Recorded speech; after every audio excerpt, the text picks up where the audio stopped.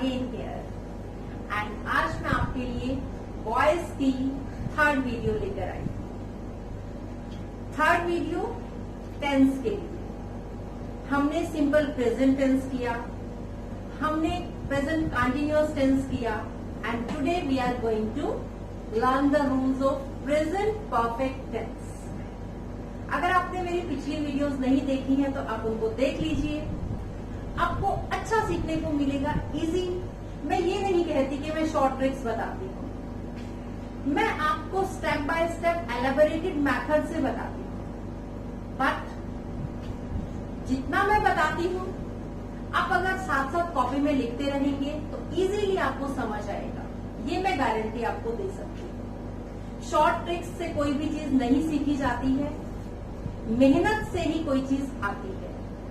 और जब तक आपके कंसेप्ट क्लियर नहीं होते हैं, आप अगर ये सोचे कि कंसेप्ट क्लियर किए बिना आप कुछ भी सीख सकते हैं तो that is impossible. Concept clear होंगे तो कैसा भी सेंटेंस आएगा आप एक्टिव वॉइस से पैसिव वॉइस में इजीली कन्वर्ट कर पाएंगे, because practice makes a man perfect. Without practice आप और मैं कभी कामयाब नहीं हो सकते। तो no short tricks, only step by step elaborated method I have used to teach all of you voice. तो start करते हैं, but before starting our today's lesson, I would like to request you, please do like, share and subscribe my videos. आपको ये मेरी जो videos हैं ये हर competitive exam में काम आएंगी, इंक्लूडिंग स्कूल। आपको स्कूल में अगर class 6 to 12, after that RGS में, राजस्थान जुडिशियल सर्विसेज में पूछा जाता है, मेंस में आएगा, प्री में आएगा, एचसीएस में, हरियाणा सिविल सर्विसेज में, मेंस में आपको इंग्लिश के पेपर में आपसे चीजें पूछी जाएंगी, वॉइस पूछी जाएगी। आरएएस, राजस्थान एडमिनिस्ट्रेटिव सर्विसेज, मैंने वो एग्जाम दिया है, वहां भी आपसे वॉइस के सेंटेंसेस पूछे जाते हैं एंड ये एक हमारे लिए प्लस पॉइंट रहता है अगर हम कंसेप्ट क्लियर कर लेते हैं। एसएससी में का एग्जाम दे लीजिए, एनडीए का एग्जाम दे लीजिए, कोई भी एग्जाम आप दीजिए, active voice and passive voice से जरूर क्वेश्चंस पूछे जाते हैं। तो आप मेरे साथ कंसेप्ट क्लियर करते रहिए। आपकी कोई भी क्वेरीज है आप कमेंट बॉक्स में कमेंट कीजिए। अगर वीडियो इजीली समझ में आती है वो भी कमेंट कीजिए, मुझे अच्छा लगेगा। तो स्टार्ट करते हैं आज का लेसन, वॉइस।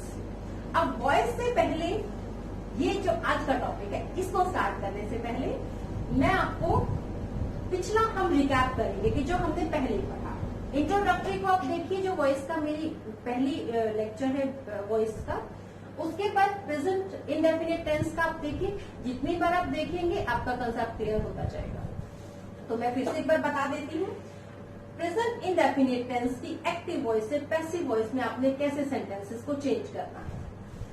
अगर आपको मिलता है वर्ब की फर्स्ट फॉर्म के साथ एस या ईएस, डू या डज, ये आपको सेंटेंस में मिलता है तो आप इज, एम, आर का यूज करेंगे। आई होगा तो एम, अगर आपके पास सिंगुलर होगा तो आप इज, एंड अगर प्लूरल होगा तो आर। सिंगुलर मीन्स एक वचन, प्लूरल मीन्स बहुवचन। एंड एक्टिव से पैसिव वॉइस आप किसी भी सेंटेंस का बना लीजिए, वर्ब की थर्ड फॉर्म ही यूज होगी पैसिव वॉइस बनाने में, याद रखिए इस बात को। तो ये हो गया। इसके बाद मैंने लिखा है present continuous tense. Present continuous में आपको ऑलरेडी इज, एम और आर दिया होगा, बट उसके साथ आपको मिलेगी वर्ब की फर्स्ट फॉर्म के साथ आईएनजी। ये आपने ध्यान रखना है।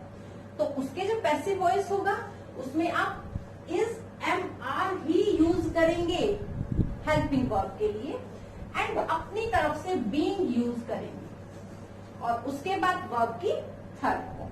तो ये आपने ध्यान रखना है। ये active voice and this is passive voice. चलिए आज का जो हमारा टॉपिक है प्रेजेंट परफेक्ट टेंस के एक्टिव से पैसिव वॉइस बनाना सीखेंगे। एक्टिव वॉइस में मीन्स प्रेजेंट परफेक्ट टेंस का रूल क्या होता है, हैज या हैव और वर्ब की थर्ड फॉर्म। तो हमने बस सिंपल सी बात है, हैज के साथ बीन लगा देना है, हैव के साथ बीन लगा देना है, वर्ब की थर्ड फॉर्म यहाँ दी हुई है, वर्ब की थर्ड फॉर्म हम एज इट इज वहां रख देंगे। सब्जेक्ट को ऑब्जेक्ट में बदल देंगे, ऑब्जेक्ट को सब्जेक्ट में बदल देंगे। सेंटेंस अगर नेगेटिव है तो नेगेटिव ही रहेगा, इंटरोगेटिव है तो इंटरोगेटिव ही रहेगा। अगर हेल्पिंग वर्ब पहले है तो हेल्पिंग वर्ब को ही पहले रखा जाएगा। ये चीज हमने ध्यान रखनी है। अगर प्रीपोजिशंस दी हुई है तो प्रीपोजिशन को हम यूज करेंगे। कुछ वर्ब्स ऐसी भी होती है जिनके साथ बाय नहीं लगता, प्रीपोजिशन लगती है, वो हमने ध्यान रखना है। ठीक है, तो मैं एग्जांपल लेती हूँ, लेकिन उससे पहले मैं आपको ये बताती हूँ हैज किसके साथ और हैव किसके साथ। प्रेजेंट इंडेफिनिट टेंस, जो टेंस की सीरीज की मैंने वीडियो बनाई थी सिर्फ एग्जाम पॉइंट ऑफ व्यू के लिए थी, वो बहुत ही कंसाइज थी, वो आप देखिए। उसमें मैंने लिखा है I, we, you, they and plural. ये मैंने सेग्रीगेट किया था सब्जेक्ट्स को। तो I, we, you, they, plural, इन सबके साथ तो लगेगा have. Means I have, we have, you have, they have and the boys have, the girls have. Means जो भी प्लूरल है, हैव बहुवचन है। सेकेंड रूल क्या कहता है, सेकेंड बाइफर्केशन कहती है कि अगर ही है, शी है, it, this, that, whatever we can say, and singular, मतलब जो सब्जेक्ट आपको सिंगुलर बताए कि ये सिंगुलर है, ये एक वचन है सब्जेक्ट जो है, तो इन सबके साथ आप हैज लगाएंगे, इन सबके साथ आप हैज लगाएंगे। ये आपने ध्यान रखना है। ये मोस्ट कंट्राडिक्टरी रहता है हैज और हैव। सब्जेक्ट वर्ब कंकर्ड में भी ये आता है। आप बस इतना याद कर लीजिए, प्लूरल है तो हैव, दो या दो से ज्यादा है तो हैव, और सिंगुलर है तो हैज। चलिए अब एक एग्जांपल लेते हैं एक्टिव से पैसिव वॉइस के लिए। अब मैं लिखती हूँ आई हैव, मैंने बोला था ना कि आई के साथ हैव, तो I have painted a picture, I have painted a picture. अब इसका मैं पैसिव वॉइस बनाती हूँ। देखिए ये क्या है, सब्जेक्ट, ये क्या है, ऑब्जेक्ट, ये क्या है, हेल्पिंग वर्ब, और ये क्या है, मेन वर्ब। ये क्या है, मैं फिर से लिख देती हूँ, subject, helping verb, main verb and this is object. तो हम ऑब्जेक्ट को क्या बनाएंगे, सब्जेक्ट बनाएंगे। तो यहां लिखेंगे अ पिक्चर।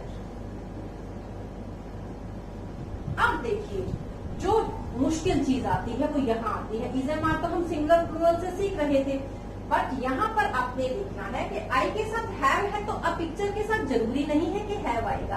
आपको देखना पड़ेगा कि दिस इज सिंगुलर और प्लूरल, ये एक वचन को डिनोट कर रहा है या ये प्लूरल को डिनोट कर रहा है, बहुवचन को डिनोट कर रहा है। तो अ पिक्चर मीन्स एक पिक्चर है, तो हम क्या लिखेंगे, अ पिक्चर हैज। उसके बाद मैंने बताया था बीन हम लगाएंगे, तो हमने यहाँ पे बीन यूज किया। A picture has been, verb की थर्ड फॉर्म यहाँ दी है, यहाँ भी होगी, तो सेम हम लिख देंगे हैज बीन पेंटेड, फिर बाय, एंड जो आई था सब्जेक्ट, इसको हमने चेंज करके बना दिया मीनिंग, बाय मी। वेरी इजी, सब्जेक्ट ऑब्जेक्ट बना दिया, ऑब्जेक्ट सब्जेक्ट बना दिया। वर्ब की थर्ड फॉर्म ऑलरेडी दी हुई थी, बस हमने ये देखना है कि जो ऑब्जेक्ट हमने सब्जेक्ट बनाया वो सिंगुलर है कि प्लूरल है। इस सेग्रीगेशन को याद कर लीजिए, यहाँ बिठा लीजिए, बिल्कुल एक बार छप जाएगा ना, फिर नहीं भूलेंगे। चलिए अब इसका नेगेटिव सेंटेंस लिखती हूं मैं। I have note painted a picture. अब देखिए आई क्या है, फिर से बता देती हूँ, subject, have, helping verb, note negative sense के लिए, this is main verb, third form है क्योंकि हैज, हैव, हैड के साथ वर्ब की थर्ड फॉर्म आती है, एंड दिस इज ऑब्जेक्ट। ठीक है, अब हम ऑब्जेक्ट को बना लेंगे सब्जेक्ट, अ पिक्चर। अब आपने इसी को याद रखना है कि सिंगुलर है, अगर एक वचन है तो हैज आएगा, तो अ पिक्चर हैज। अब देखिए नोट हमेशा इसके साथ रहेगा, हैज नोट, उसके बाद बीन हम अपनी तरफ से ऐड करेंगे because of distance, been verb की third form, painted by, I किस में चेंज हो जाएगा, मी में, ठीक है, आई किस में चेंज होगा, मी। अब देखिए इसकी मैं इंटेरोगेटिव सेंटेंसेस के लिए लिख देती हूँ, have I painted a picture, ठीक है। अब इसका क्या बनेगा, ये ध्यान रखना है कि हेल्पिंग वर्ब यहाँ बाहर है, ये इंटेरोगेटिव सेंटेंस है, तो हेल्पिंग वर्ब इसमें सबसे पहले आया है, फिर सब्जेक्ट आया है, फिर मेन वर्ब आई है और फिर ऑब्जेक्ट आया है।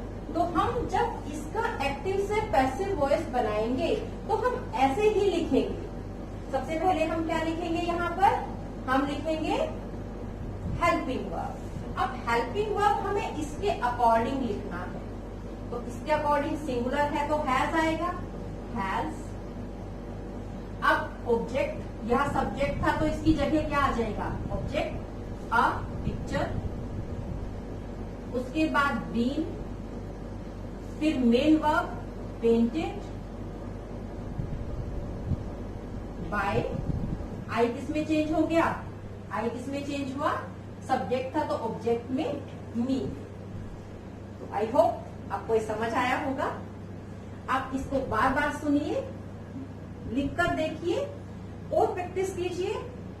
इसके साथ साथ मैं इसके क्विज लेकर आऊंगी और हम इस सीरीज को कंप्लीट करेंगे एक्टिव पैसिव वॉइस की।